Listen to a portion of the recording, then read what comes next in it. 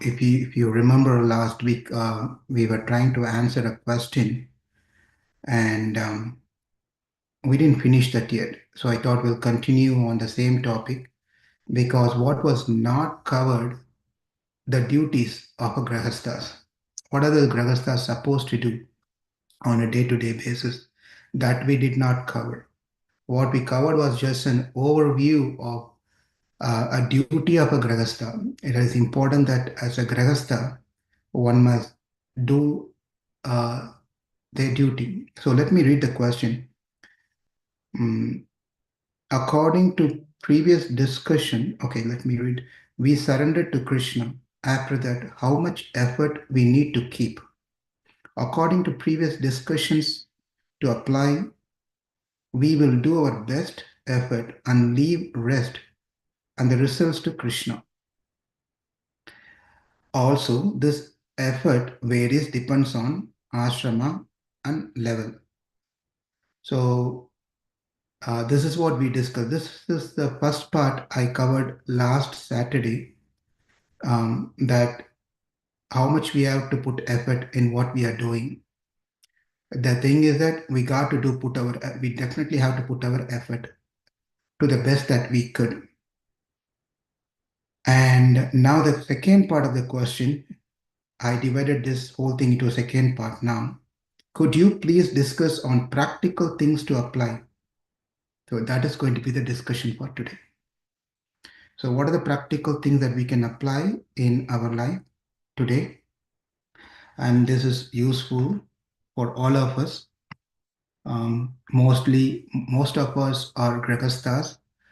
Some of them are in the path of entering into Grihastha ashram. Even if you are not into Grihastha ashram, it is worth to hear and learn these things so we can appreciate the Grihasthas. So, for anyway, knowledge, the spiritual knowledge is never a waste. It's not that I don't need this one. So, definitely, it's valuable to everyone. In that mood, please open your mind, open your heart, and hear to this discussion. And also at the end, hopefully, we'll get some time to have questions. Before we start, in the last Saturday, I quoted a particular verse where Parasara Muni says, Varṇāśrama āchāravat purushena parapumānu Vishnur ārādhyate pantāha nāni tattosha kāranam. This is Prabhupada also quotes this verse in few places where the verse says that the best way to please the Lord, to satisfy the Lord, is by performing one's prescribed duties of the system called Varna and Ashrama. This is the best way of Aradhana that one can perform. Vishnur Aradhyate Panthaha. That is, by performing one's Varṇāśrama Dharma, one will be able to easily please the Lord. Whatever the ashrama that they fall into, they can continue to do their duties, like that, whatever Varna they belong to, they do these things. Um, this is what we discussed. And do we really have to do these things? Because ultimately, Krishna Bhakti is what we need to focus on. When we have to focus on Krishna Bhakti, why are we so much caught up with getting into the details of dharmas of the Varnas and Ashrama? Well, to be very frank, even Prabhupada had a greater desire to establish the Varnāśrama system. And in the bigger picture of our International Society for Krishna Consciousness, devotees are working on how to establish Prabhupada's desire on making the Varnāśrama system for all the devotees or practicing. So Varnāśrama system is not that something that is not to be followed. It is important, one has to follow under the guidance of this bona fide spiritual master or under the senior devotees. Therefore, do not think that this is about the caste system, this is to differentiate this and that and so forth. It's not so. To be, I was just remembering, someone was asking for a recommendation letter for initiation, second initiation. This person asked a recommendation from me.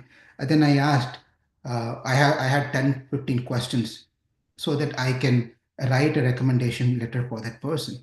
One of the questions that I asked is, what is your ashrama? Because I don't, this person is not from where, not from St. Louis, from outside. So I asked this person which ashrama you belong to. And of all the answers, that person responded, I do not belong to any ashrama. So that surprised me. You got to fall into some ashram. Either you should be a brahmachari or a grahastha or a sannyasi. You should be somewhere fitting into the whole system. You cannot just hanging on somewhere with no ashrama. An ashrama is not what one should be in. One should be in an ashrama. Some ashrama you have to take up. Otherwise, you're an orphan or nowhere. So that person said, I do not belong to any ashram. That confused me. And then I got a second email because I came to know this person through one of my friend devotee. So that person recommended this person, but he cannot issue a recommendation letter as a zonal supervisor. I have to give a recommendation letter. Then another email came, corrected email. I am Gṛhastha ashram. So sometimes people who are in Krishna consciousness, they take things very, very literally. Meaning, because Chaitanya Mahaprabhu said, I'm not a Vaishnava, sorry, I'm not a Grahastha, I'm not a Brahmachari, I'm not a Grahastha, I'm not a Vanaprastha, I'm not a Sannyasi, I'm not a Brahmana, Vaishya, Sudra. This person exactly applied the same sloka saying that I do not belong to any ashrama, I do not belong to any varna. We have to understand practically what Chaitanya Mahaprabhu is trying to say here, right? If he doesn't belong to it, please understand, Chaitanya Mahaprabhu does not belong to any of these things. Then why even Chaitanya Mahaprabhu have to take something called sannyas order? What is the necessity for Chaitanya Mahaprabhu to take sannyas order? Why? It doesn't really need. We have to apply some intelligence to the slokas and the messages that we hear. Otherwise, we take it to the extreme case and wrongly understand that thing and apply that, try to apply in our life. This is why we need guidance in our life. So we all belong to something. If you don't belong to something, then there is no dharma at all. And this is the point that we tried to make last time. Dharma, Krishna wants to re-establish the dharma. He did not appear into this world to dismiss dharma. That's not why the Lord takes avatar into this world. Therefore, the point is, what I'm trying to say is giving an introduction before we get into the actual subject matter, content of this topic today. So it's important that we follow the system that we are into. If you are a grahastha, then you are a grahastha. You follow the grahastha dharma, right? Within the grahastha dharma, following brahmacharyam is great. It's nice. But one cannot become a sannyasi within the grahastha. There's a big difference between brahmacharyam and grahastha, sannyas, right? So we should not become a sannyasi in grahastha ashram. Uh, but one can elevate to such a consciousness that in the grahastha ashram, in the vanaprastha stage, they are being in as good as sannyasi. Okay? That's a different thing. But within the grahastha ashram, one has to have dealings with opposite gender, children, etc., etc. So that's a different game. I don't say game, different program altogether. So it is important to understand and differentiate and live according to one's dharma, ashrama. So this is I just want to be very clear, and I want to make it very clear that this is what we discussed in the previous week. And one of the another point that we said, why do we have to follow these things? If Krishna Bhakti is what ultimate thing, can't we simply chant? Why can't we simply read? And that is all enough. That is all we need to do. Why we have to follow the details of all these different things? This is why we have to remember the example that I gave last time, that yes, it is a goal for our children or for children to get graduated in the school, but one cannot say graduation is the only goal in my only goal for my son or daughter for me to put into the school. The policies of the school must also be followed. Remember this example we spoke last time, that yes, you have to have a proper dress code, how you behave, how you speak, how you address the teacher and your friends, where do you eat. All this, you cannot bring the weapons into the school. You cannot, from some school, restrict for certain grades. You're not allowed to carry cell phones and devices. All these things are policies of the school, comes as a package, not only the graduation. The school sees all these different things, right? Therefore, likewise in the ashrama also, in Krishna consciousness also, it is very important. Yes, ultimate goal is to attain Krishna. Ultimate goal is to serve Krishna. Ultimate goal is to have that prema, that love of God. But the other details are not to be ignored. Other details has to be followed to the best that we could. This is the point, underlying point.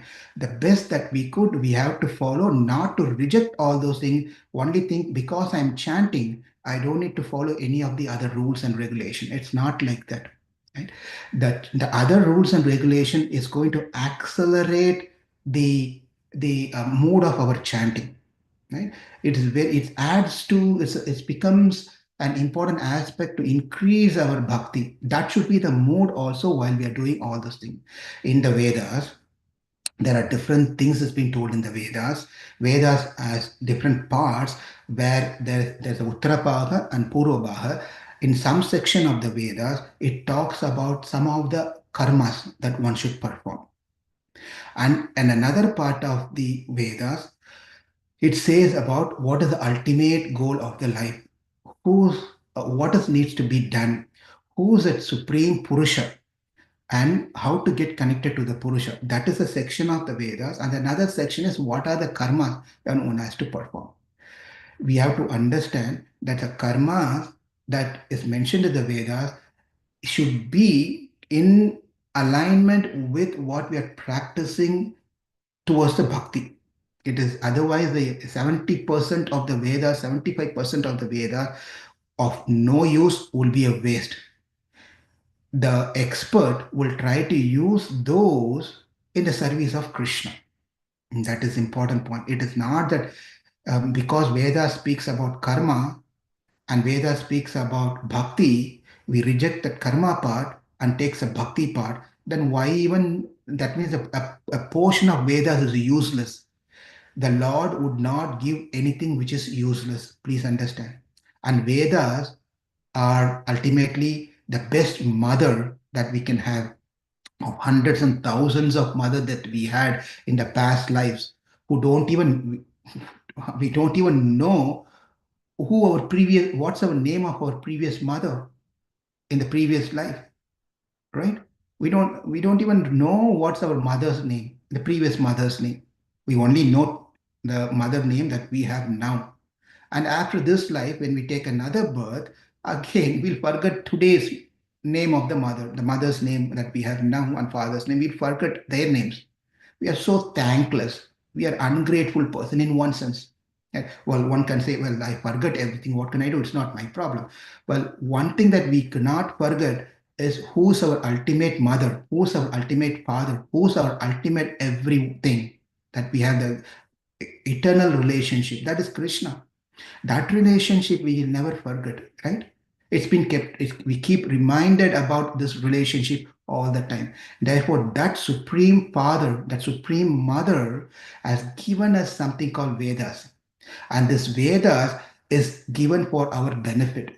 Therefore, it's not that this section is a useless section, this section is a useful section, this section can be an optional section, this section is a mandatory section. It's not like that. We take it as a whole and apply it in our Krishna consciousness. There are different types of people that do bhakti for different purposes, right? There are people who follow the scriptures, follow the duties of their life, right? And if you're a Gṛhastha, there are people who follow the duties of the Gṛhastha ashram for one reason. There are some group of people, Grahasthas, they follow the duties of Grahastha ashram for some other reason. So it depends on what is the reason that we are following, trying to follow our duties at a household. Okay? Let's see. Now, a Grahastha can perform a Grahastha duties of whatever he is trying to do to get some material gains, material pleasure. Main gains means you get some artha, some wealth, something, so that you can enjoy those wealth for yourself or with your family members. So people do their people do their karma. When I say karma, their responsibilities, their duties, right? The term karma itself has different meanings. In this context, karma means duty, action, activities, right? So this particular, a person can do their karma perfectly so that they can get some artha. Artha means the material gains. With the material gain, they can start enjoying the pleasure out of it. That's one type of person.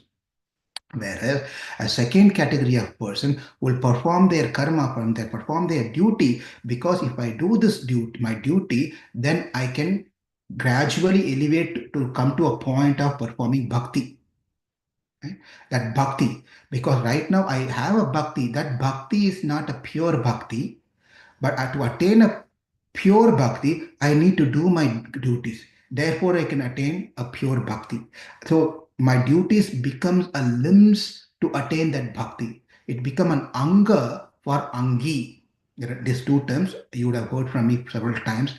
Anga means limbs. Angi means that ultimate goal to attain through this limbs. Right? Anga and Angi.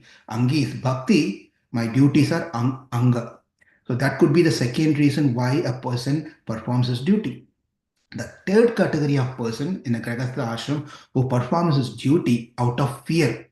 If I don't do this one, God will punish me. My family will suffer.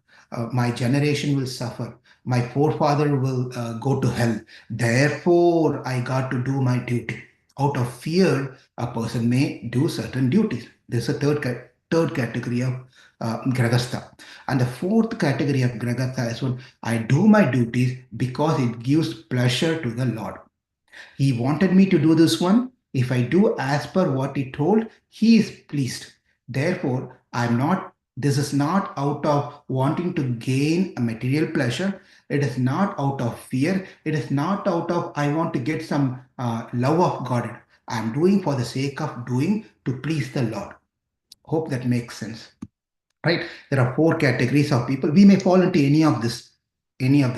Or it could be a situation we were like this and we are now in this stage and we may go into a different stage. But the good news is that if you fall into any of these four categories, doesn't matter. It will gradually take you to the ultimate goal of life.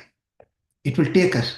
Even if you're only doing your duty for the pleasure, for your own pleasure, but still you're following into the system of Varṇāśrama, following the systems of the Shastra. Right? Shastra is ultimately Shastra is giving all this ways. You do this puja, you will do this, you will get this benefit. You do this type of vrata, then you will get benefits of this one. You do Parayanam of Ramayana, Sundarakanda, your family will be like this. So these benefits are there, material benefits are there.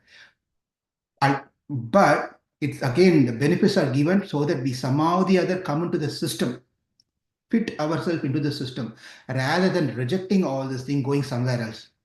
Right? Therefore, the good news is whether you are doing your dharma for the pleasure, whether you are doing dharma as an anga for the bhakti, whether you are doing dharma out of fear, whether you are doing dharma ultimately for the pleasure of the Lord, it will take us to the goal. Ultimately, it will take us to where we have to go. Now, if many of you, I don't think many of us live close to the highway.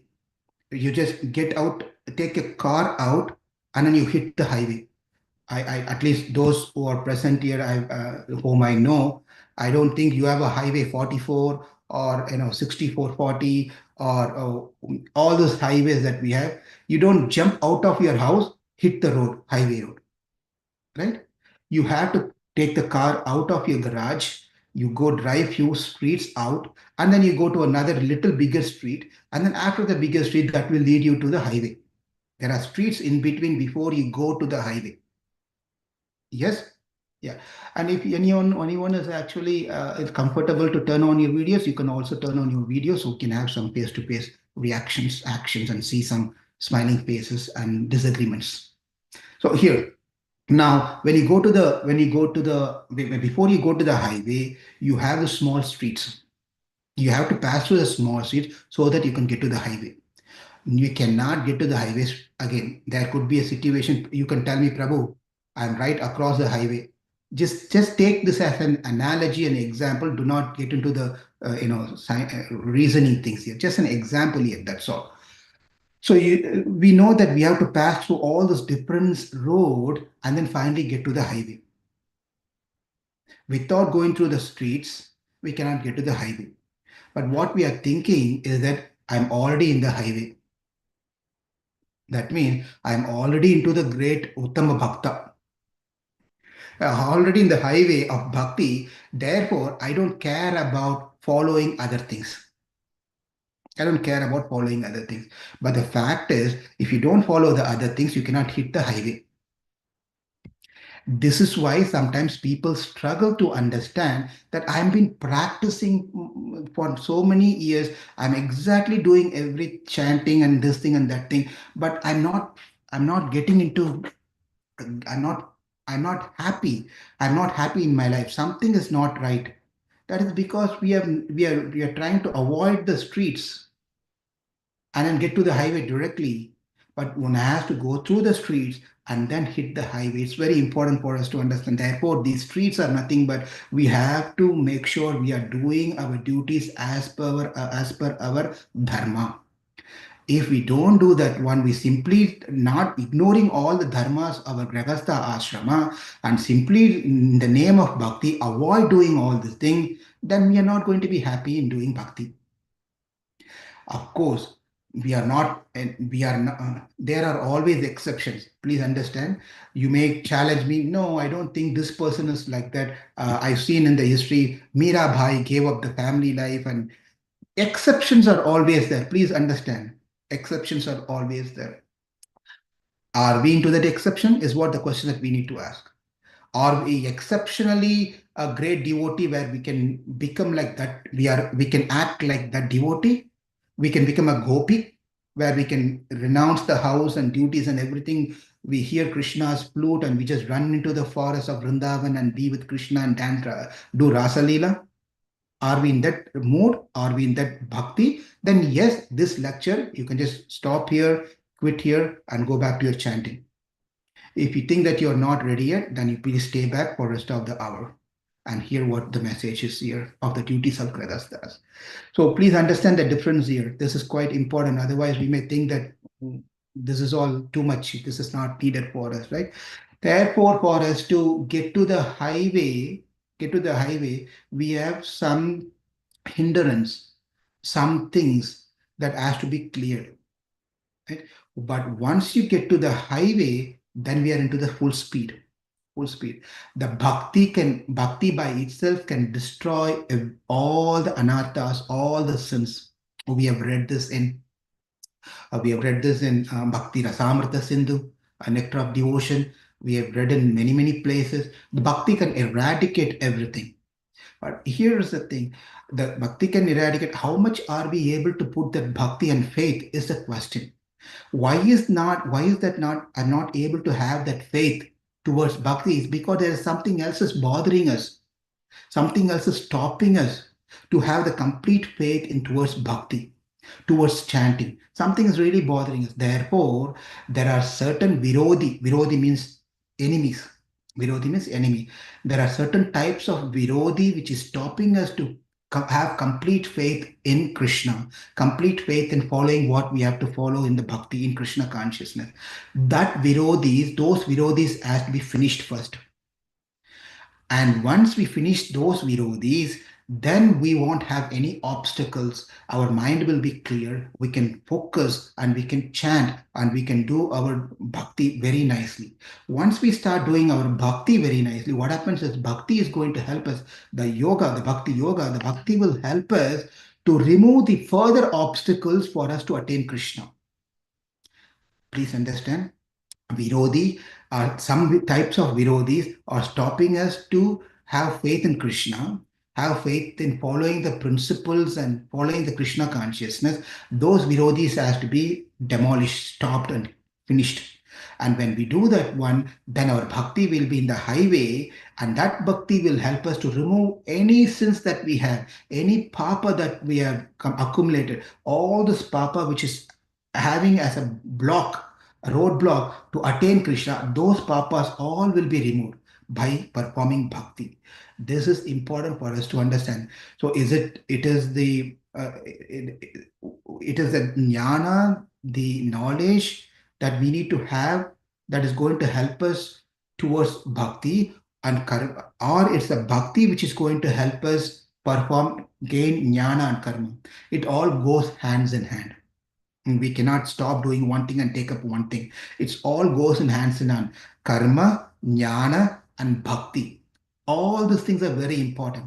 We have to do our duty. As we are doing our duty, we also accumulate knowledge. As we accumulate knowledge, the bhakti also should be there. When we are doing our karma, when you are accumulating knowledge, bhakti should be there. When we are doing bhakti, karma and jnana should be there. When we are accumulating jnana, karma and bhakti should be there. It is not that one out of the other. It's all combined together. It's a combined program. It's not that I will only do bhakti, jnana is not important, karma is not important. Right? I will only keep on accumulating knowledge. Knowledge. I'll study this book and the Sadhandarbha, I'll read this book and Bhagavatam and that book and this book. Only knowledge. No. Knowledge without bhakti is useless. Karma without bhakti is useless. Therefore, we should understand this is all goes together. But we have to find a right moment to accelerate our bhakti, accelerate our karma, accelerate our jnana. This is that thing that we have to do that one out of our God-given free will. Every one of us has been given a free will. We are not like a robo. We have been programmed. We don't have any free will. We have been given a free will. With this free will, we should utilize. Every one of us will have a moment of time where we are a good person. We are not bad all the time. There will be a moment of time where we are all good person. When that moment comes, we try to do something good. Don't go to sleep. When we are given a chance, when we are in a good mood, in a sattvika moment, that time we try to do something good, a little bit good. Okay. Now I'll try to come attend this class at least once in a week. Okay. What happens? I've been sleeping all day. Every day morning, I only get up at 7 o'clock, 8 o'clock. If it's a weekend, I'll get up at 11 o'clock for lunch. It's not like that. So one weekend I've started I'm in a mood somehow or the other. I got a mood that let me hear what this person talking about, let me hear what these people chanting about. We come and hear for few minutes. That few minute of hearing, then what happens, it adds a credit to us and it removes a certain papa from us. We without even our knowledge, some obstacles are removed, right? Some obstacle. As we keep on removing the obstacles, what happens is our roadblock is gone. And what happens, this person thinks, okay, let me increase from 1 day to 2 days. On Saturday and Sunday, I will attend these programs. Okay? And then what happens, little more papa has been reduced. As we keep on hearing on the weekends, more and more papas reduce. Then what happens, as more and more papa reduces, what happens? Your interest towards Krishna consciousness increases. Then that Saturday, Sunday increase to Monday, Tuesday, Wednesday, Thursday, and Friday. And you start attending 7 days, the entire week. And the 7 days increases to 1 month to 12 months, and life goes on. What happens? You're removing all this papam are being removed, that means now our mind becomes clear and we are able to go into the highway, get into the highway. So I think I've given this example. Say a girl in a stage of, in the age of getting married. She's ready to get married, but have I told this example? If not, that's fine. It's what saying, repeating it is again, it's in the context of what I'm trying to say here. A girl in the right age of needing to have to get married, but then she has some sort of behavioral issue, unpredictable behavioral issue.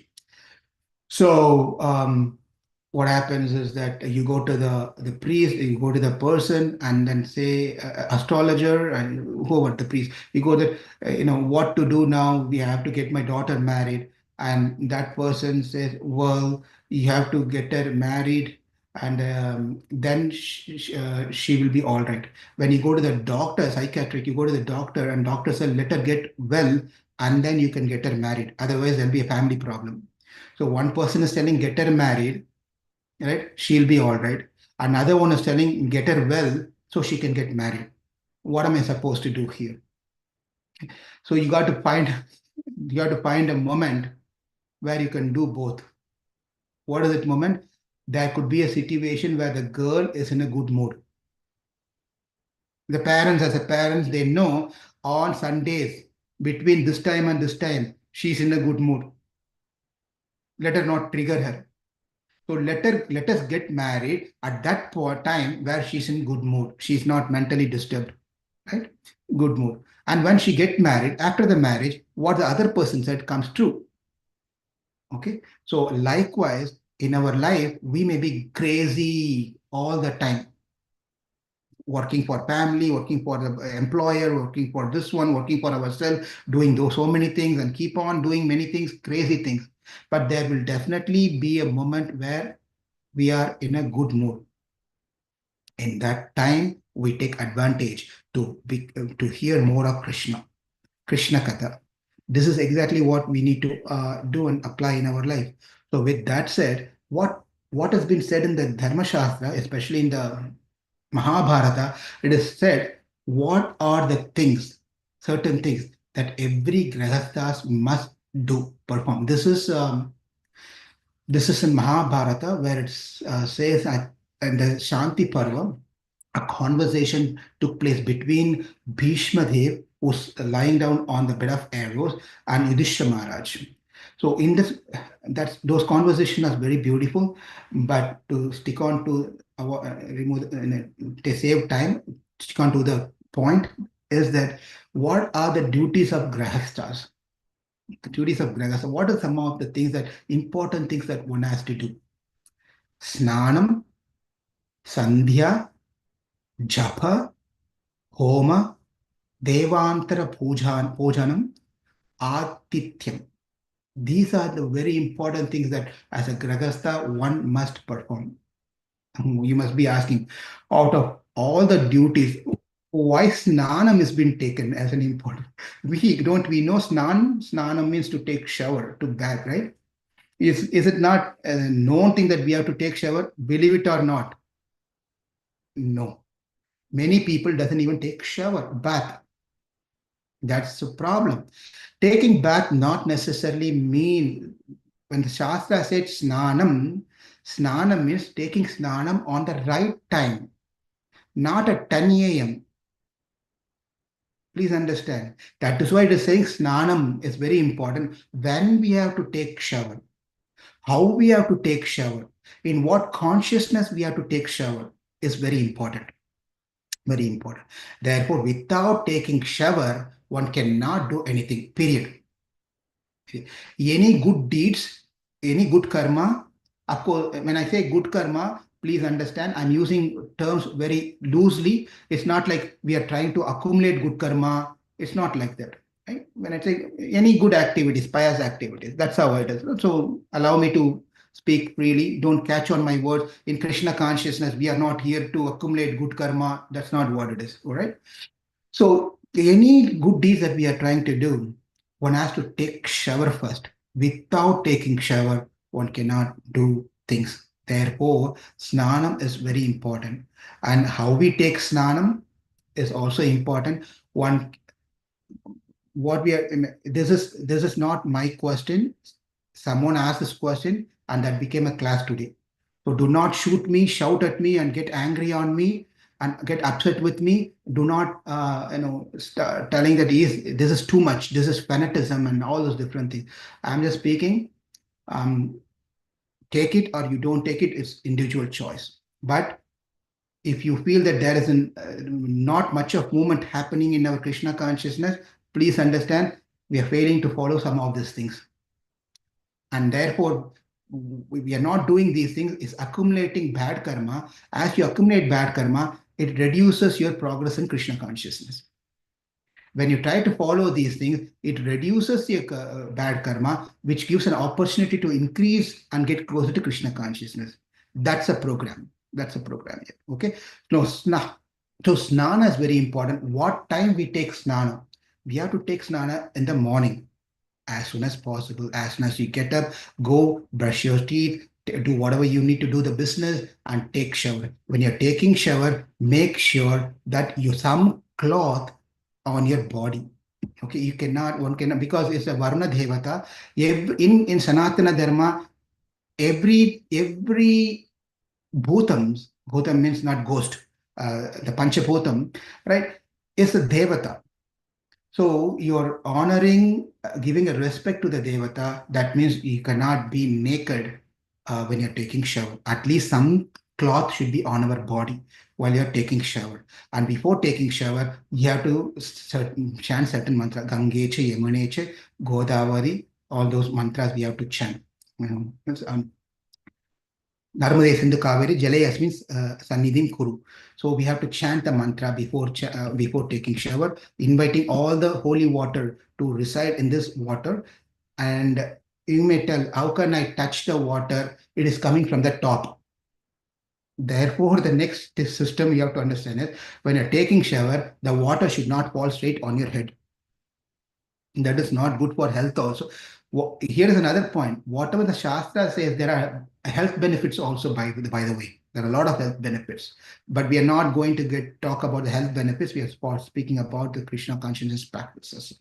Now, therefore, the water should be first dropped after chanting mantra, it should be dropped on the feet, then slowly up to the rest of the body. So this is a thing. More to come. Don't get scared here.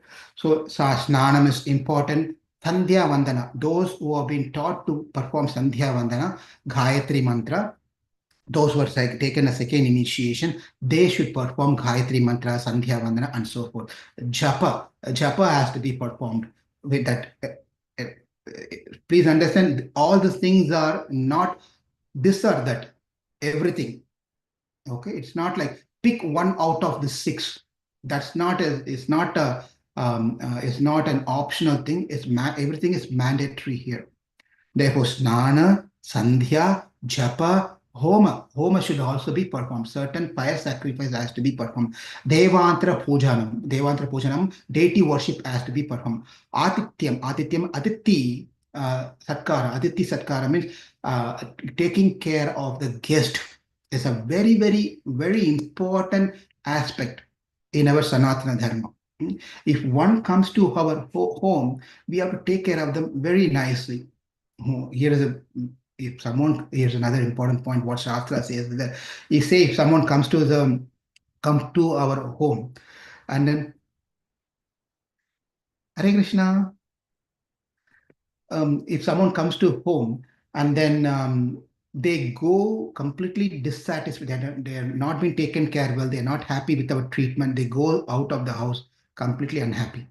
What happens is that if any guest coming from the house going out with completely displeased, when they go, they take away whatever good karma that we have. All the good karmas will go away. All the good karmas will go away, right? So do not say that, Prabhu, we are in the path of Krishna consciousness. I don't care about good karma. I don't care about bad karma. It's one way it's good, all the good karma is gone. One may argue like this, but please understand, That's not the way that we should think. That's not the way.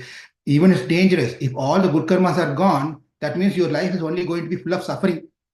At least now, sometimes we are happy, sometimes we are sad. That's because we are both good karma and bad karma. Imagine all our good karmas are gone. That means only suffering throughout our life is going to be miserable. Little bit up and down as we are happy to manage the life. If only bad things happens in our life continuously, it's going to be very miserable, right?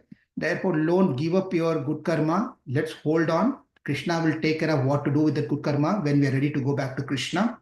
That means when the devotee, not only devotees, anyone comes to our house, we take care of them nicely. When any elders comes in front of us, again, Shantaji, I hope you are listening. This is all in relation to the question that you asked.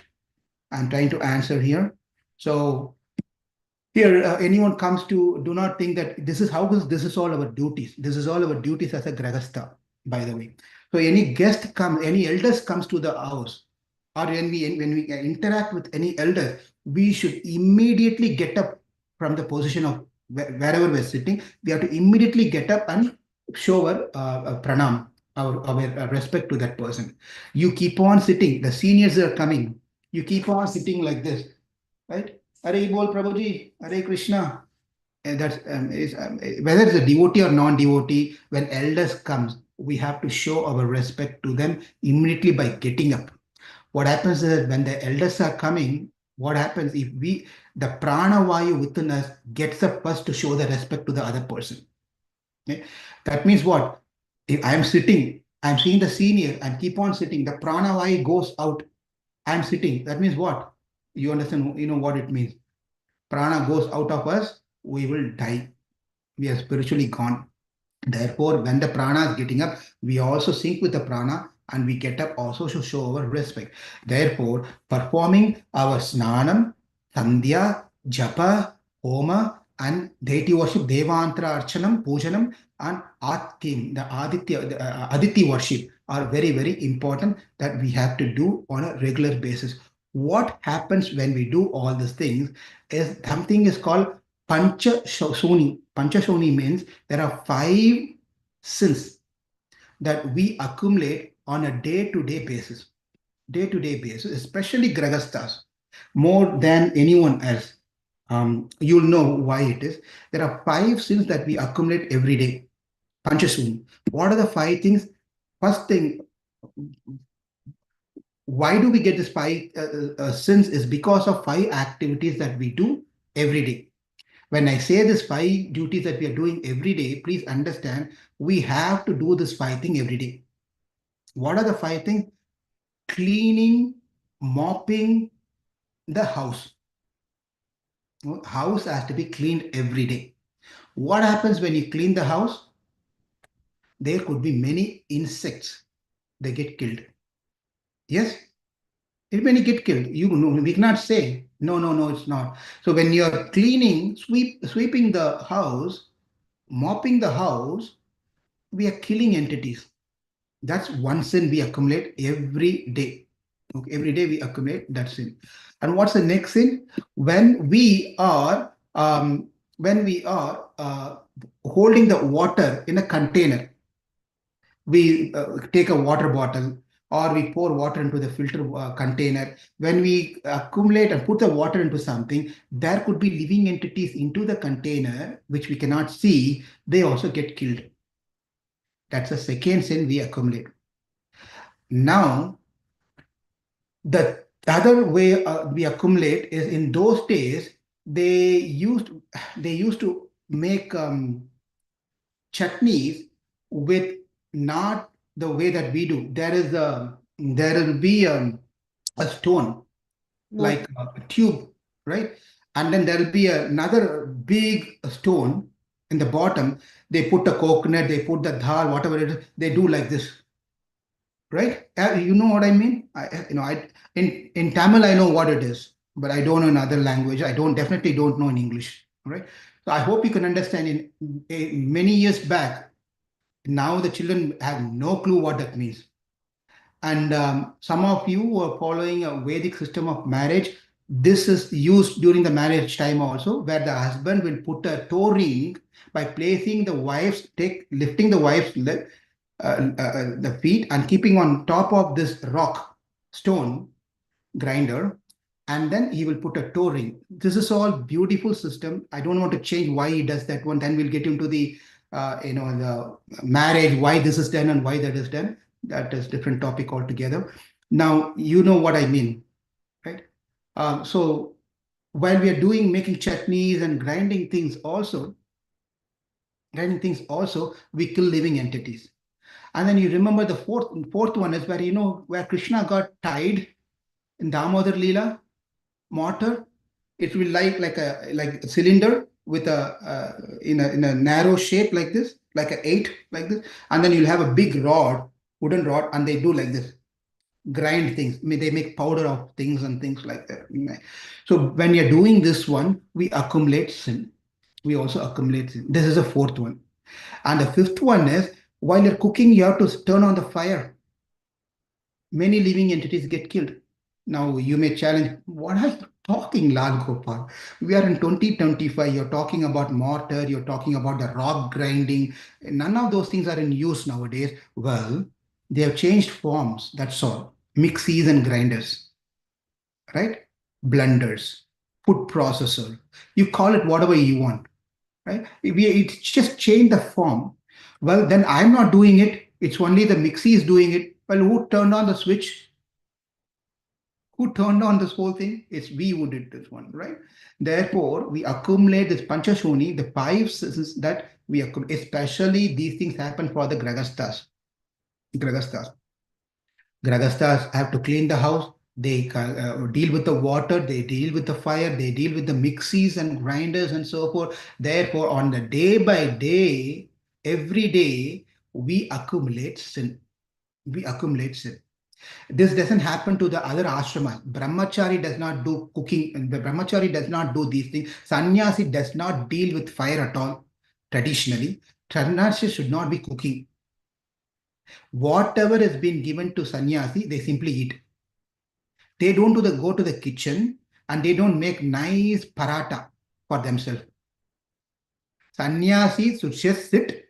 Whatever has been offered to them, whether it is salty or whether it doesn't have a salt, it has a sweet, it doesn't have a sweet, they simply quietly eat what has been offered. They don't deal with cooking business at all. Therefore, we can understand all these things pertaining towards the Gṛhasthas. Gṛhasthas are the one in visibility of accumulating sin more than the Brahmachari, than the sannyasi. Okay, how do we get rid of this sins? The question is, how do we get rid of the sin? Now we have to connect these things to the previous class, that is last Saturday's presentation that we spoke. We spoke about 5 things that Gṛhasthas must perform. Devantra worship, Devantra puja, Rishi, Pitra, Bhuta, Manushya. Does anyone still remember what we spoke last week? There are 5 things we spoke, 5 things that we have to do. There are 5, we are indebted to 5 of them in our life. Remember this? Hare Krishna, Prabhuji. Yes. Okay, good. Just say thumbs up or yes. Otherwise, it's going to be difficult for me because we cannot connect.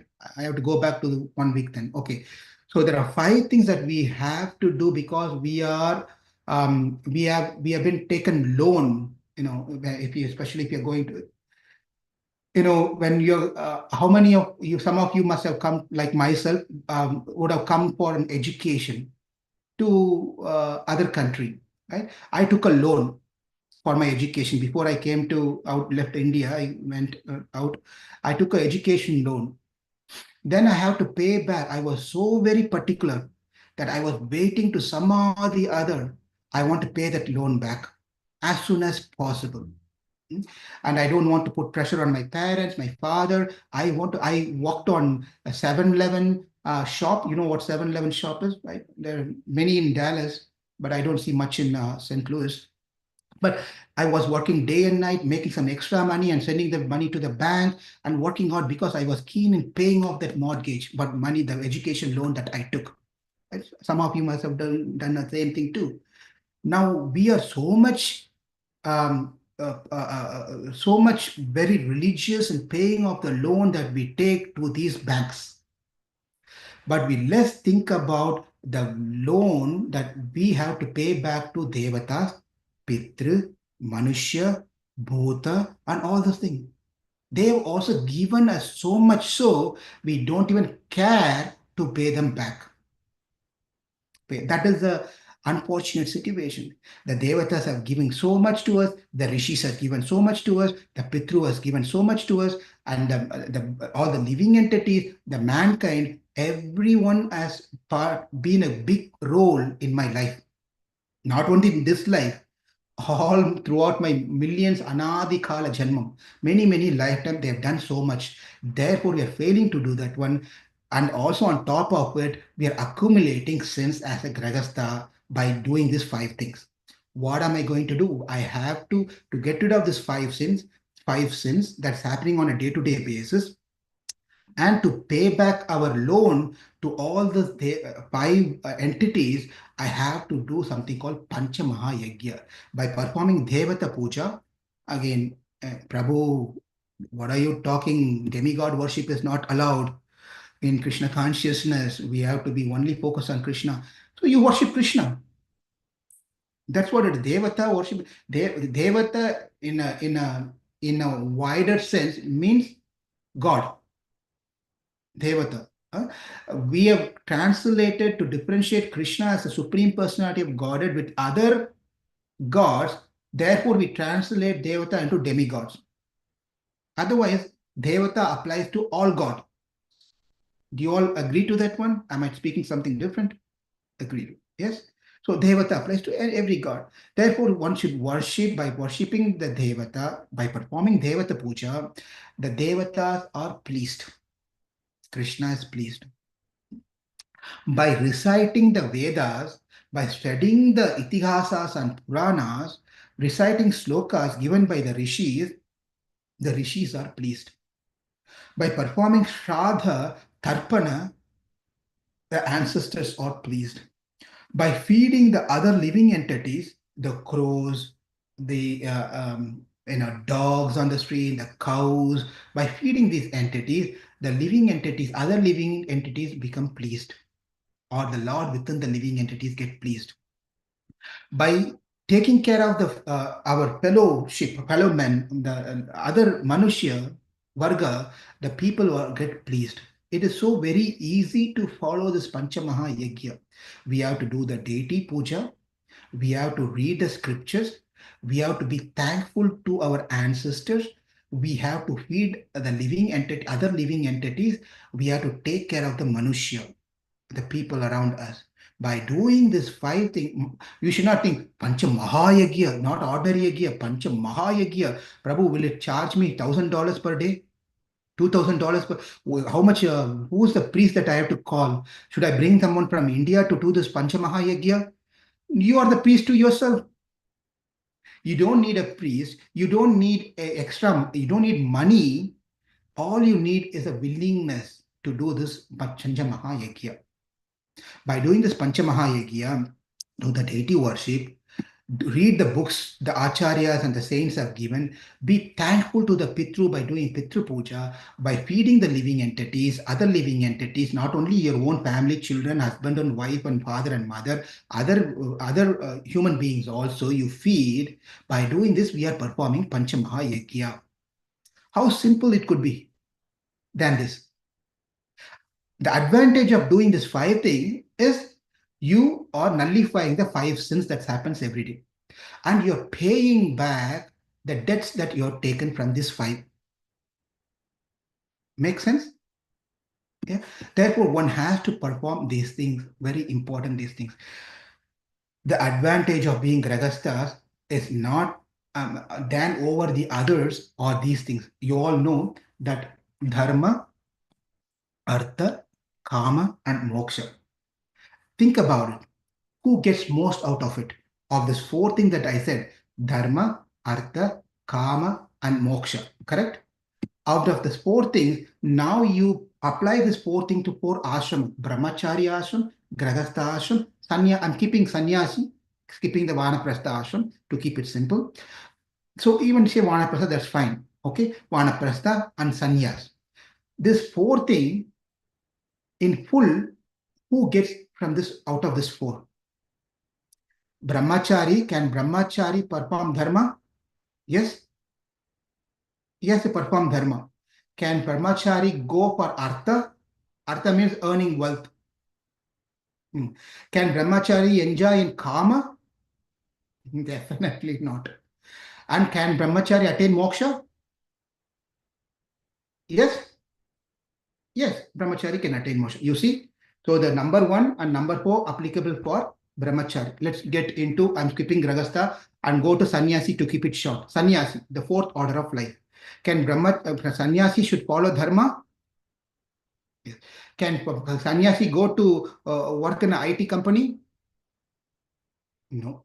Can sannyasi start enjoying palatable food or enjoying whatever it may be? No, cut down. Can sannyasi attain moksha? So here you go. The brahmachari and sannyasi are pretty much equal here. Right? Now let's get into the Gṛhastha ashram. Gṛhastha is the second ashram. Can Gṛhastha perform dharma? Yes or no? Yes. Can Gṛhastha perform artha? Can he earn money? Yes. Can Gṛhastha enjoy life? Pleasure, attain pleasure? Yes. Can Gṛhastha attain moksha? My goodness, look at this. All checkbox. All checkbox. So you can understand Gṛhastha is our, but all comes with the responsibilities and duties. It's not for free though, right? It's not comes for free. There's a restriction in every single thing. But he gets all the 4 out of, or 4 checkbox can be, you can tick all the 4 checkboxes or the checkboxes. So therefore one must, the question may ask, Prabhu, one performs a dharma to get prema, or one gets prema and perform dharma. What is the right thing to do? I should get love of God and then perform my duties of dharma, or I should follow the dharma and then perform. I get that leads to love of God. What is the answer? Now I'm going to pause. I want you to all answer this question. Let me repeat again. Love of God, I should get love of God. I have to get prema, and then that will lead me to follow the dharma. I have to follow the dharma. That is what you've been talking for all this while, from last class to this class until this point. We have to follow the dharma. Then that dharma will lead me to Krishna bhakti. That is what we've been told so far. But what is your opinion? What is the right thing to do? Anyone?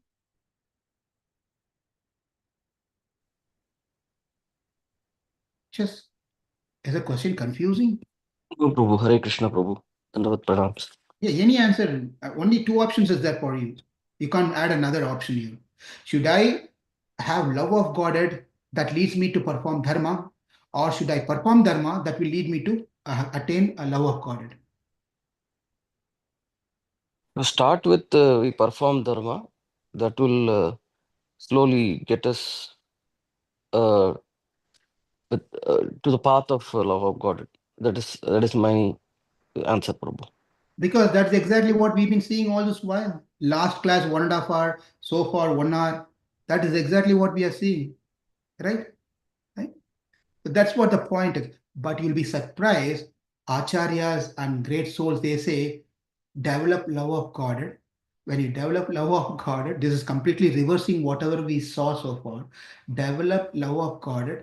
By developing love of God, then you will start doing what you need to perform. Then why did we listen to all this thing? What you said so far, it's all to be rejected. It all should be rejected. No, a little bit of interest or desire that we have will attract the mercy of Krishna. You all must be wondering why this guy is not leaving this topic. But that's the point here.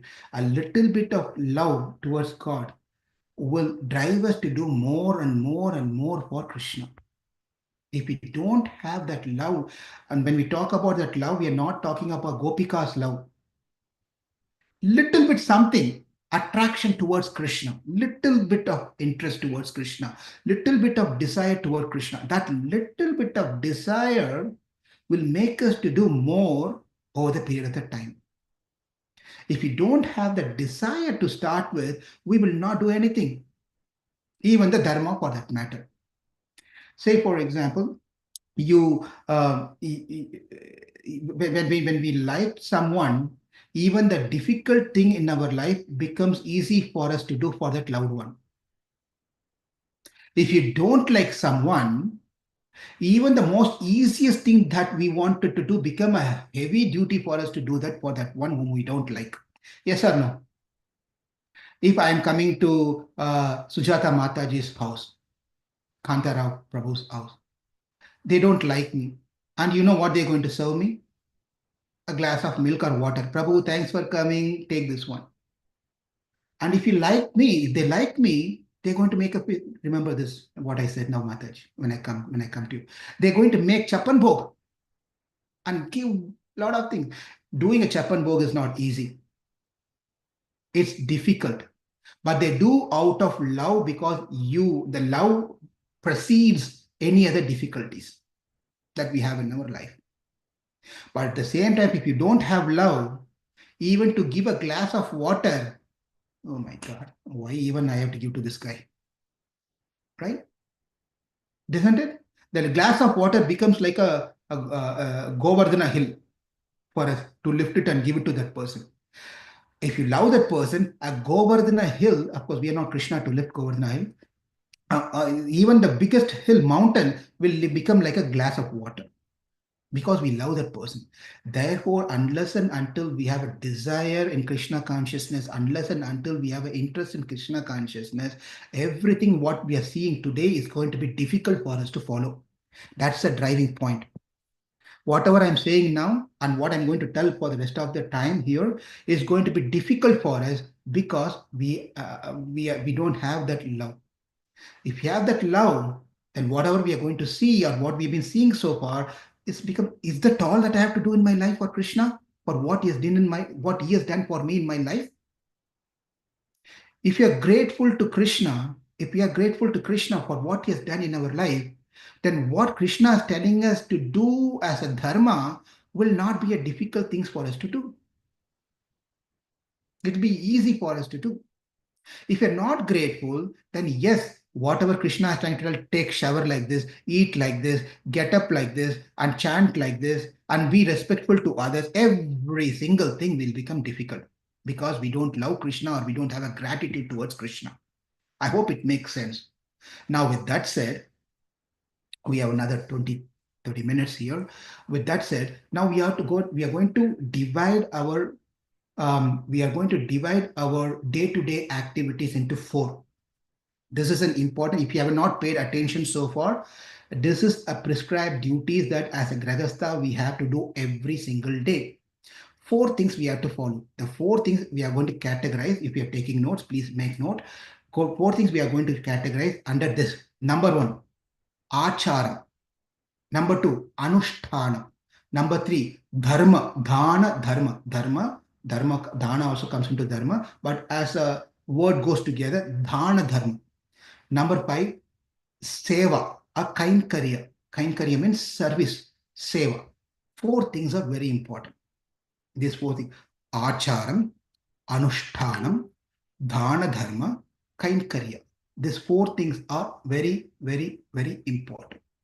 So as I earlier started with my presentation, there are different types of people approach Krishna for different purposes. There are different types of people perform bhakti for different reasons. But as long as they are within the umbrella, within the shelter of the Sanatana Dharma, they are good. They are definitely good. Again, repeating, one may perform their duty, karma, to attain the material benefits. Number 1, one may perform the karma or duty as the anga to attain Krishna bhakti. One may perform the karma out of fear of Krishna, because Krishna says, if you don't follow the Sruti Smriti Mamai Agya Yattam Ullangya Vartate, and then he says Mama Drogi. Agya Cheri Mama Drogi. He says that Mama Drogi means you're drogi, you're traitor, if you do not follow the Srutis and Smritis. Srutis and Smritis are given by me. The Dharma Shastras are given by me. And if you don't follow the Sruti Smriti Dharma Shastra, then you're a drogi. You all know what drohi means, is worst, right? It's really not good term. Therefore, out of fear, I perform these things. Out of fear, one may follow these things. Or the fourth category of person who will follow or doing these things out of love of God, love of Krishna. I'm just doing because I love Krishna. Why are you doing this, Mataji? Prabhu, my son has written an exam. I'm waiting for his result to come. Therefore, I came to do some service here and pray to Krishna so my son get a good result. Well, that's number one category. Mataji, why are you coming and cleaning the temple here? Well, otherwise, my parents are in India. I'm afraid if I don't do this one, something will happen to my father, something will happen to my brother, something will happen to so and so whom I loved. I'm afraid God will get angry on my family members. Therefore, I'm doing some service. Well, Mataji, Prabhuji, why are you doing this service? Well, Krishna loves me doing this one. I love to do for Krishna. Well, what are you going to get out of it? Nothing. I like to do this for Krishna. No. Tell me, what is that you're going to get out of it? Prabhuji, why you keep on asking this question? I like to see Krishna smiling at me. When Krishna smiles at me, I'm happy. This is something different.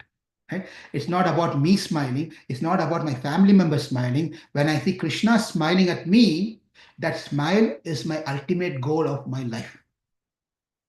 To make Krishna smile, to make Krishna happy. Therefore, I'm doing this one. Now, you all ready? You all ready to hear these four things? Again, don't get angry on me. Do the best. But if you do this one, it helps us. That's all the point is. Okay, now let's start with the first one.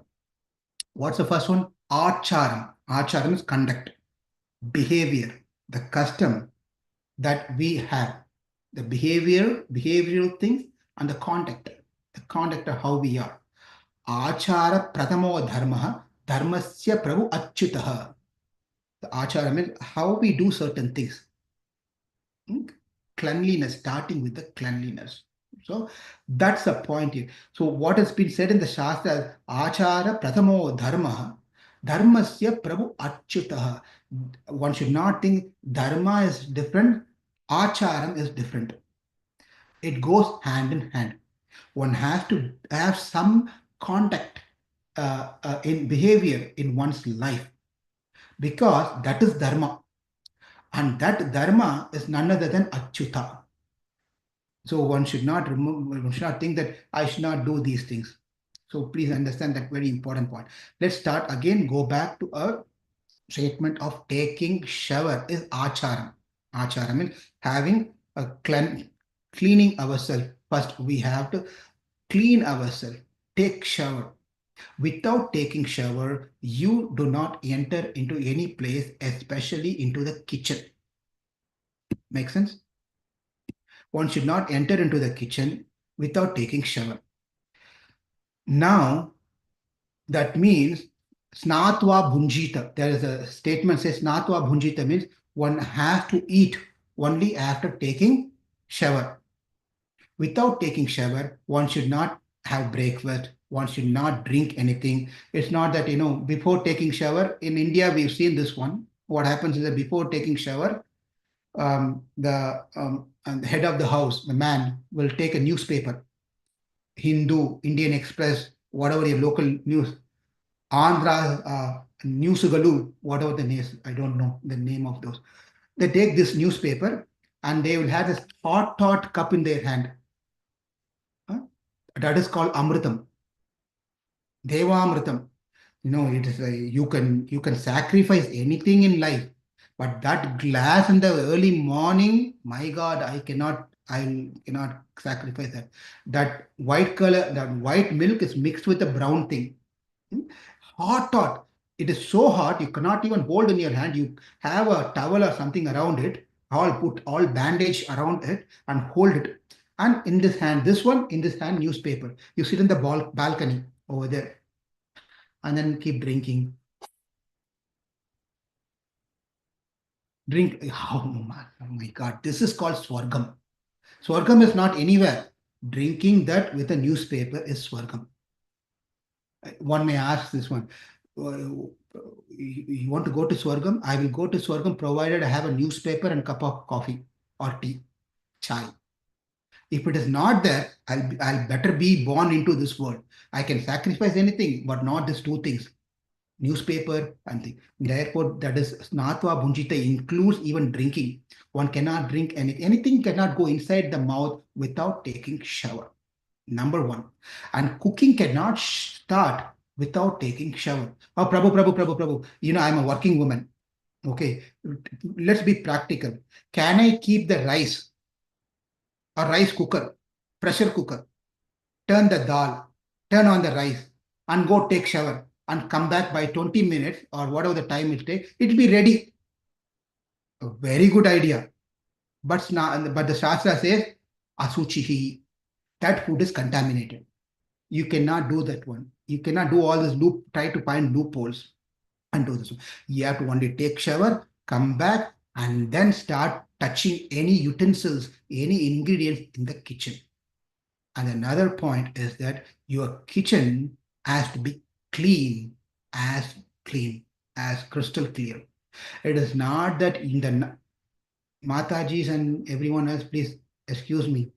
This guy is going on is a great ride here. Don't think you given me an opportunity and I'm speaking. So please bear with me. Stay here. Now, the kitchen, you cannot dump all the vessels in the sink to be washed for the next day morning. Before going to bed, the kitchen should be completely clean. Completely clean. You cannot leave uncleaned vessels. And you cannot have vessels which is not fully nicely cleaned. It should be perfectly shining clean. That should be there. This is where Draupadi had a problem. But that turned into her advantage. When Krishna came to see Draupadi, I'm very hungry, give me something. He said, Akshaya Patra just got cleansed. I just cleaned the Akshaya Patra for the day and you cannot get anything out of it. Come, I cannot give anything to you. And Krishna said, I know how you clean. Bring it to me. It's a joke. Krishna does not say like this. I'm just making up this whole, Krishna, I know how you clean. Bring that thing to me. Again, when he brought, something was stuck over there. See, you did not clean well, and Krishna took a hit. Durvasa Muni became very happy. You all know this particular story. But we should clean thoroughly. So that's the important point, that Snatva Bhunjita means to take shower. And after you take shower, you dress appropriately. At least in the morning, we wear a right dress. And the men should be definitely wearing dhoti is very important aspect for the men, that they have to wear dhoti when they come to temple, or they're representing the temple somewhere else, or when they're doing any puja at their house, they have to panchagajam. It's called panchagajam. They have to wear dhoti, proper dhoti, clean dhoti. It's a mandatory for Gṛhastha, by the way. Mandatory for Gṛhastha. It's very important. You know, how do you differentiate? This is a question for you all. How do you differentiate a Brahmachāri and Gṛhastha by their dress code? Anyone knows? Maybe I've already told this one. How do you differentiate Gṛhastha and Brahmachāri? Just by their dress code. The Brahmacharis usually wear the white. Brahmachari White and wear white. white. White and Very white. good. Very good. Brahmacharis are in saffron and Gṛhasthas in white. Very good. Yeah, that's a color thing, correct? Color. Any other ways that you can identify who's Gṛhastha, who's Brahmachari? The Brahmacharis, the way dhoti wears differently, and Gṛhasthas pleats are different, I think. Hare Krishna, Prabhuji. Grihastha should wear the cloth on their shoulder to the left, I think, Prabhu. I remember my Prabhu mentioning this to me. Like, Okay. All these are correct points. Correct points. Very true. And this is how Hanuman identified who Rama was. Hanuman was such an intelligent personality. He identified without giving introduced. He knows this is a Gṛhastha. This is not only Gṛhastha. He lost his wife. He knows everything. When he just saw Ramachandra, he just knew what's happening with him. Okay? Now the point here is whatever you all said is nice. But in some places, you see even brahmachari wears saffron color. There could be a problem. And even brahmachari wears things like this, chadar on top of it. There could be a problem, right? Therefore, the important part Hari Puja Mataji said is takes precedence on then whatever you all said, because the brahmachari, this is traditional. Don't question me, Prabhu. I don't see that's happening here. I'm only talking on the traditional basis. Okay, don't question me on these things. Traditionally, brahmachari should wear dhoti in like it's called lungi, right? Like just like this around him, brahmachari. Where the Gṛhastha should have panchakacham. Panchakacham means there's a way that they have to wear. They have to again, you know what panchakacham is? You can see devotees are wearing. It's called panchakacham. That's also not full-fledged panchakacham. They leave something on the front to hang. But the front, you have to fold it. Like ladies can understand, they fold the saris like this, and tuck it in, right? In the front. Like that, the Gṛhastha should tuck it in the front, also take it in the back and tuck it in the back. They have to fold it.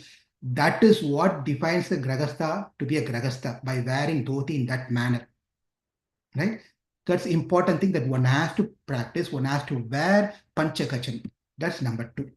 And then after doing these things, one has to do a very, very important thing. What is a very important thing? Without doing this one cannot start the next things. Can anyone guess? If you are entering into the puja room, you're trying to cook for Krishna, one has to do this one. What is it?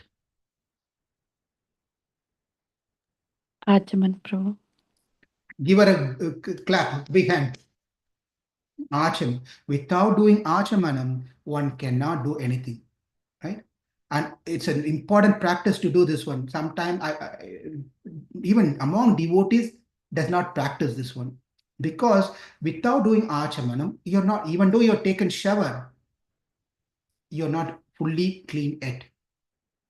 It is important. One has to perform achamanam. Is carefully. One has to take a drop of water. Keshava, Achyuta, Ananta, Govinda. You take a Achyutaya Namaha, Anantaya Namaha, Govindaya Namaha, and then you say Keshava, Narayana, Madhava, Govinda, Vishnu, Madhusudana, Trivikrama, Vamana, Sridhara, Rishikesha, Padmanabha, Dhamodara. Like that, you have to touch the parts of your body.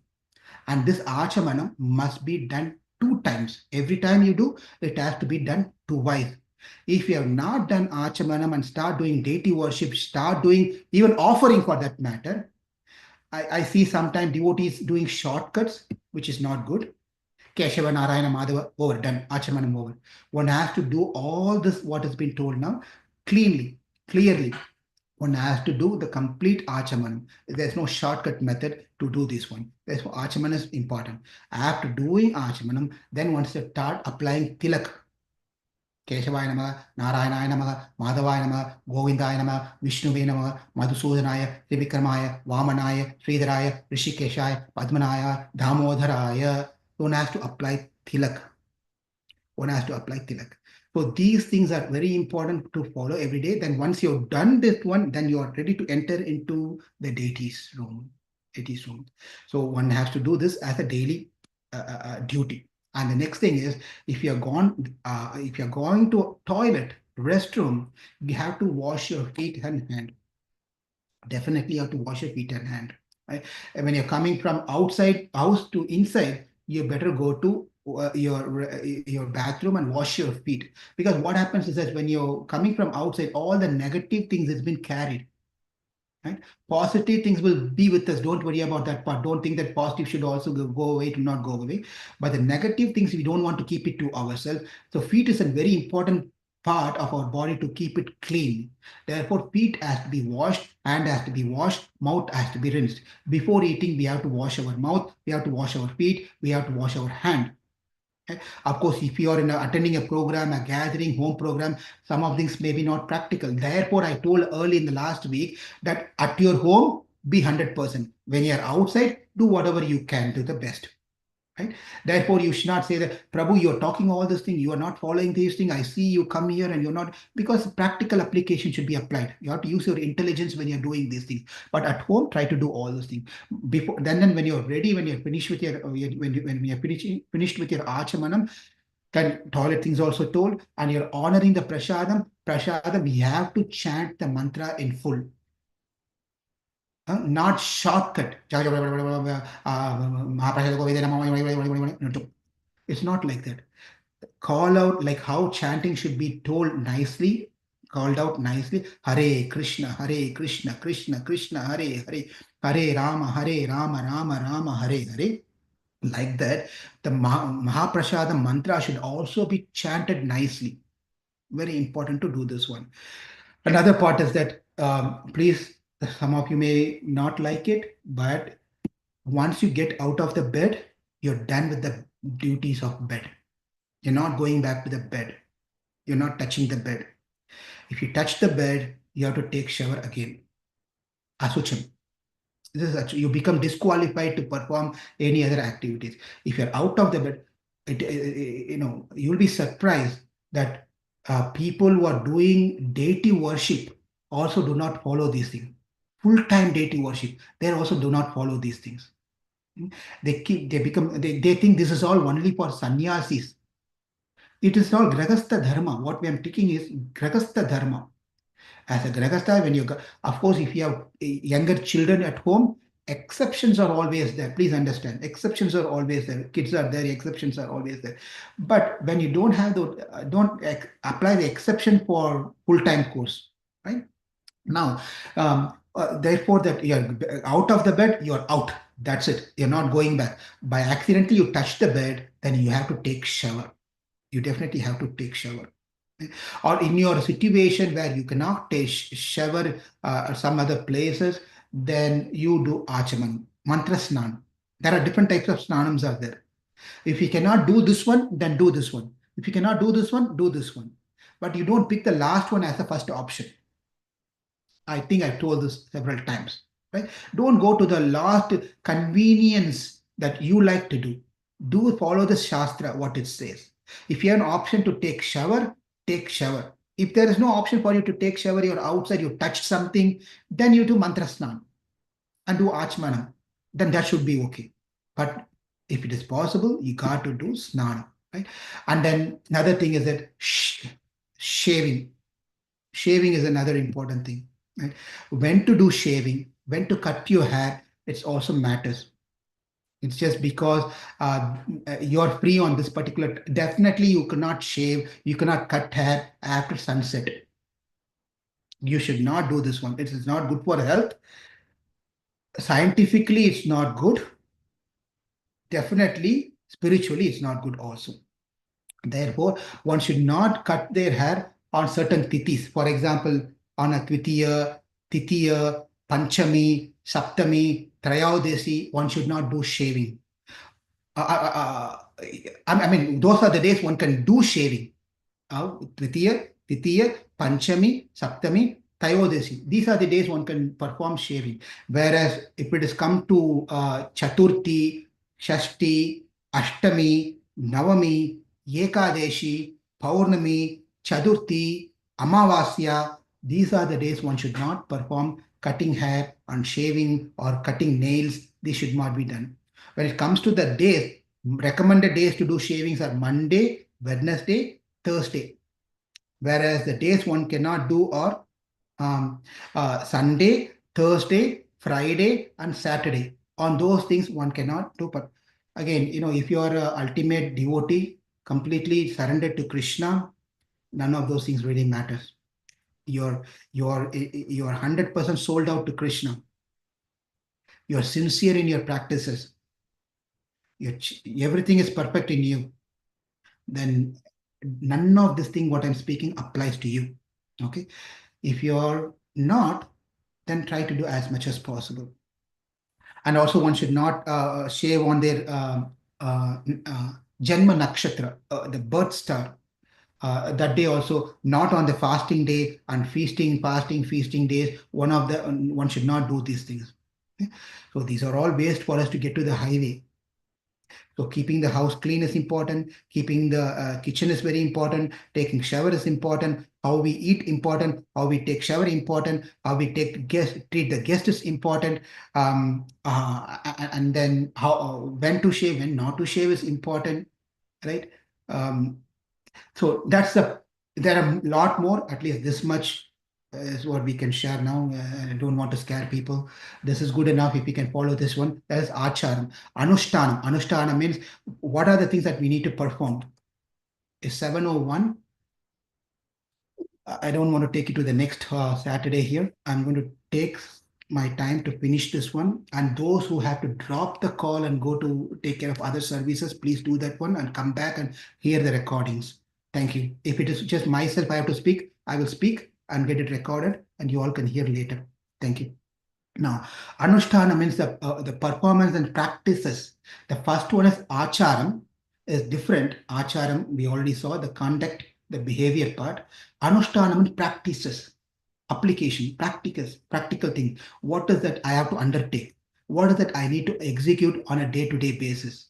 What is that I need to do? We already saw this one, the Panchamaha Yajña that we do. Aradhana, which is part of it, our Devata worship. Aradhana, deity worship is an important aspect for all the Gṛhasthas. Please understand. Sometimes devotees think that deity worship is optional. Only keeping a picture or something like that is enough. No. Deity, if you're a Gṛhastha, you have to have deity at home. We don't have deity, we always have deities. So we have to have deities at home to perform the aradhana. Only then it's the easiest program for us to remove the anarthas within our heart, all the aparadhas, and then get closer to Krishna is by performing deity worship. So please understand that deity worship for Gṛhasthas is not an optional. One cannot say, I'm having a picture at home and doing things. One must have deities at home and perform the deity worship. It's no optional thing for Gṛhasthas. Therefore, Anushthanam, one of the Anushthanam is performing deity worship to the best they can do. It's not that we have to become the standards of the temple standards. There is Gṛhasthas can have a shorter version, but the deity worship must take place in every home, every Vaishnava's home, every devotee's home. Everyone who's practicing Krishna consciousness, who are Gṛhasthas, must have deities at their home. The other ashrama can also have, but Gṛhastha must have the deities at home and perform the worship and offering and puja and celebrate the festivals and everything at home. There is no merciful deity than the deity that we have at our home. Please understand this one. If you're thinking that I will go to Tirupati, I will go to Srirangam, I'll go to Vrindavan, I'll go to this temple and that temple, but not taking care of the home deity, it's not going to be of any use. Not going to be of any use. The deity has come to our house. Who else can be more merciful than that deities which is out of our home? Right? Therefore, please understand, the same God that whom you are thinking to be very merciful in any other places of the holy Dham, our home deity has the same power. He can give the same mercy. So that faith that we should have in the deities that we. Therefore, Anushthanam is what? One has to perform the Sandhya Vandana, one has to perform Panchamaha Yajña, one has to perform Aradhana, and then one has to perform the Tarpanam and Sradham for the ancestors, which is again part of the Panchamaha Yajña. And then follow the Grahanam. Grahanam means the what is it called? Grahana? Eclipse. Eclipse. During the eclipse times, one should not eat during the eclipse time. One should take shower after the eclipse is done and then do whatever they have to do. So these things are called Anushtanam. Acharam we saw, Anushtanam we saw, Anushtanam are Panchamaha Yajña, Aradhana, and then this covers pretty much everything that we need to do. And now coming to Dana and Dharma. The biggest dharma that we all have to follow is that it's called Karna Traya samipyam. Karnatraya samipyam is the biggest dharma we should follow. What is that? Our mind, our word, and action all has to be in sync. That is the toughest one, but biggest dharma we have to follow. What we think, we speak. What we speak, we do. Right? I think I don't like Hare Krishna. I say, Hare Krishna, I don't like you. Therefore, you come to my house. I treat you accordingly. So I also follow this. My thought is same. I don't like him. I tell I don't like him. I do show that how I don't like him is not the way that dharma says. That is adharma. So when we say the mind, word, and action should be in sync, that should be in a good thought, good word, and good action.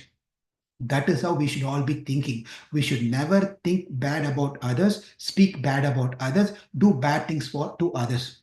Never ever do this. This is a dharma, biggest dharma. As a Vaishnava, as a devotee, we should follow. Ahimsa. Ahimsa is the same thing, but not harming others, not becoming a threat for others is called ahimsa. Not only being a vegetarian is ahimsa, I am not becoming a threat for my other person, the other person. I'm not becoming a threat for other person. That is called ahimsa. Satyam, to be truthful. We should follow the dharma of satyam. Be truthful, right? If you don't want to convey the truth to someone, you just, in the office, this is how we usually deal in the office. There could be people who would come and, if you're in a managerial position, they will come and ask you, do you know if there is going to be a layoff in the company?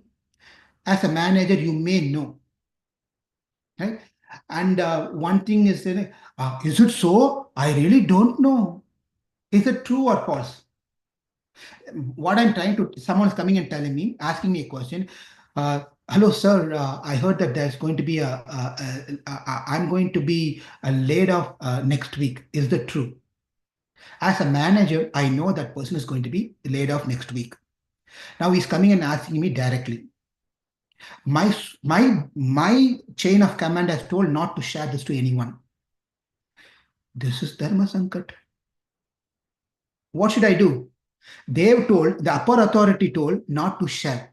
Whereas this person is coming and directly asking me, I heard a rumor that I'm going to be laid off next week. What am I supposed to do? Who's going to say? Yes, Hare Krishna is unmuted.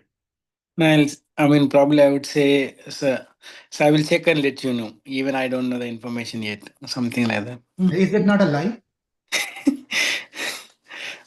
That's yes. That's a lie, right? What else? Anyone else? We may warn the person that be prepared for the worst. Sorry? We may inform that person that be prepared for the worst. Giving a hint to them that yes, that's another way of saying, right?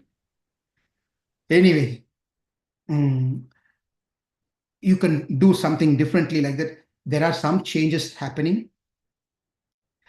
Things that I can share, things I cannot share. Yes or no? Is that satisfying both? Yes. Yeah. Yes, there are some. There are some changes are going to happen. But things that I can share, I will share. Things that I cannot share, I cannot share. Some of these things falls into this category where I cannot share certain things. So we got to wait and see. Okay? So certain times we have to do these things very carefully, right? Therefore, satyam is important. Astheyam means not showing interest in others' things, others' property. Right? For example, Vishwamitra, before he was a Vishwamitra, while he was a Kaushika Raja, he was a king, he got interest in the Kamadhenu of Vasishta. You know that story, correct? Yeah, yes. So he got interested into the cow because the cow can produce anything that has been asked for. He got interested in that one. He got into a problem. Astheyam is not stealing others' property. One should not be interested in other property. Especially, it's important that we practice to the extreme that one may start showing interest in others' wife. I'm not telling. This is all Shastra says. Or one may start showing interest in others' husband, others' men, other men. You see, nowadays, sorry to see the world is going in a different thing. It's so risky for men or even for a woman where they're going to office because they start developing relationship. This is, you will be surprised. And this has been told to me by another devotee. And where this person is going to office and this lady has an affair with another colleague, whereas she's already married. Okay?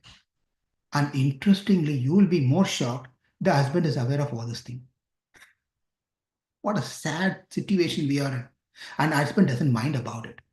And don't think this is happening in some other country, in India. In India. Right? So you can't even believe where where we are heading, where we are going. The situations are going bad everywhere. Therefore, showing, trying to steal other property also includes the same thing. Trying to steal others' wife or husband is not a very good thing. Ask them. And then this is all the dharma that we have to follow. And the dhana is important, that where we perform annadhana, vastradhana, and many dhanas are there. Gita dhanam, we have give also in our Krishna consciousness, we give book to others, book distribution. Dhatavyam iti yad dhanam diyete anupakaranah desha kale cha patre cha tad dhanam satvikam smritam. Remember this sloka, yeah, which comes in the 17th chapter. 17th, what is the how one should give dhana, to whom one should give dhana, where should be dhanam should be given, in what consciousness one has to give the dhanam. Everything matters. Everything matters. Therefore, charity is important in our life. We have to continue giving charity. We only save money and save money. We don't give to anyone. We don't give to any people, mankind. We don't give to any temple. It's just saving, keep on saving money. What in case if I give this money? Oh, if I need later, what will happen if I don't have money? No, when we give, please understand, when we give more, we get more. Therefore, especially when we give dhanam, there is a way that how we give dhanam. Shraddhaya deyam, ashraddhaya deyam, shriya deyam, kriya deyam, bhiya deyam, and samvidha deyam. Whenever we give dhanam, the Taittiriya Upanishad says that how one should give dhanam. I'm giving this dhanam, I could give more, but look at my situation. I'm only giving this much. Even though I'm incapable of giving more, I'm only giving this much. We should feel like that. We should be very thankful from the receiver. He's be so great that he's receiving the dhanam that I'm giving. I should be fearful. Will I make any mistake while I'm giving this dhanam? I should be shameful of why I didn't do more dhanam. I'm only not doing anything. I should do more charity to the temple. What I'm doing is not good. And then one should not think, oh my God, I shouldn't have given that gift to that person. I should have made a mistake, right? Because what happens that we will say something and then we'll repent for this the temple construction. I will give $10,000, and you come home, you'll get into the problem. Either husband or wife will tell, who asked you to give that word to the temple? Do you know we already have so much to pay? And you went and told the temple president that you'll give $10,000? What is this? So you get into the problem, right? But we should understand that it is said, what is it? It is said that the family is encouraging the husband to give more. That is the real good family. For example, if the family is only making money by one income, and I've been giving money to the temple because it's a one income, I've been giving money to the temple, say, just to example, I'm giving $100. I'm giving $100 every month. Now, my wife found a job and then I'm continuing to do $100. My wife says, Prabhuji, all these years you've been giving $100. Now that I also started earning, why don't we double it? Why don't we start giving $200? And then they start giving $200. And years passes. And the son graduated, he found his job. And the son is coming and telling, Dad, you and mom has been paying $200 for so many years. Now I got educated. I got a nice job now. Why don't you make it $300? And this is the family that called Anukulya Kutumbam.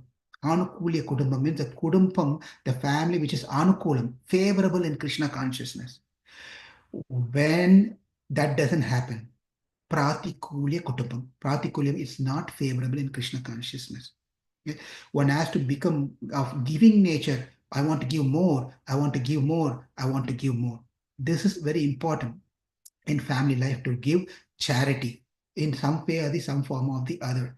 One should not think I'm doing services that equates to if I was working instead of going to the temple for 2 hours, if I do a second job, I would have made another $200. So please, temple president, understand I've given you $200 already by not doing a second job. What can we tell to such people, right? We cannot argue with such people. Hare Krishna, go with whatever you have. That's all we can tell. We cannot do the business with temple like this. Therefore, it's important we give dhanam. And Aditya, we already spoke about this, Aditya. And one of the things of Anushtanam is also, please understand that cooking is very important. We cook Satvika food and we offer Satvika food. And the cooking has to be primarily done by the woman, the lady of the house. But that does not mean that men should not cook. If men like to cook, they're welcome to cook. And that does not mean, especially practicing, please, practicing devotees, hear this one. Practicing devotees, men should all know how to cook. It is not an option. It's mandatory for male devotee, men, to know how to cook, even a simple thing. Guess why? Here's the question. Why men should know to cook? What situation could happen where men must cook? You know, now that when I said this one, now you must have guessed it. Hari or Yeah, I mean, since certain situations or days where the woman cannot cook, so that time, yeah, so men has to take the responsibility and deity worshipping and cooking. There you go. The deities worship should go on, number one. The offering should go on, right? So one may think, should we follow the highest dharma, or one should follow this dharma? It is as per the dharma. The woman should not enter into the kitchen. Woman should not cook during those 3 days. One should not cook. Should not deal with the fire. Should we follow that one, or because we are devotees? Yes, we are all devotees. We are already in the highway in the 70 mile speed. So therefore, those things are people who are karmis. These are the karmis, not for me. Believe it or not, we have to apply the intelligent devotee will try to do everything to the best. Try to find a connecting point and try to balance both and try to do. What you will not do, say that reject this whole completely and only do this one. That's not how we should do. Therefore, the message is that the men should know to cook so that the deity worship can continue, the offering can continue when the women at the home cannot cook on those days. We have finished 3. The last one is going to be very quick. I'll finish it. Acharam, Anushtanam, Dhana Dharma. We are completed as a day-to-day practices. And the last one is Bhagavata Acharya Seva. Bhagavata Acharya Seva. That means we have to serve the deities, which we all saw already. That has to be specifically taken care. Deity worship. Only doing deity worship is not sufficient enough. One has to serve the devotees of the deities. One has to serve the devotees of the Lord. Bhagavata Seva.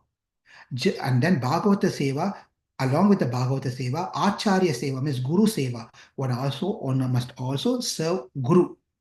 Guru has to be served. Devotees has to be served. And the deities has to be served. How do we serve them? Do those things that pleases them. What pleases the deity, we do that one. What pleases the devotee, we do that one. What pleases one's own guru, we do that one. Matru Devo Bhava, Pitru Devo Bhava, Acharya Devo Bhava, Aditi Devo Bhava. That means one has to worship one's own mother and father, one has to worship Acharya and all the devotees, and one has to worship Aditi, all the guests. This is all very important. As the last one, as the fourth one, Bhagavat Dharma, Bhagavat Seva, Bhagavata Seva, Acharya Seva is very important to follow in one's life. If one leads a family in this way by following this on a day-to-day basis, applying Acharam, Anushtanam, Dhana Dharma, and then Bhagavata Acharya Seva on a regular basis, that family will be a happiest family with no health issues, believe it, no mental problem, no fights, no separation. They will be in joyful mood, leading the life and waiting happily to attain Krishna at the very end of their life, to go there and continue their seva directly to Krishna. Hare Krishna. I know this was a longer session, but dividing this any further may not be very nice. I hope I answered the question by taking 3.5 hours to that one question. And thank you for asking that question. And you may feel that why even ask this? I asked this question. I'm sorry. But try to do as much as you could. Shanta, did that answer your question if you're still with us?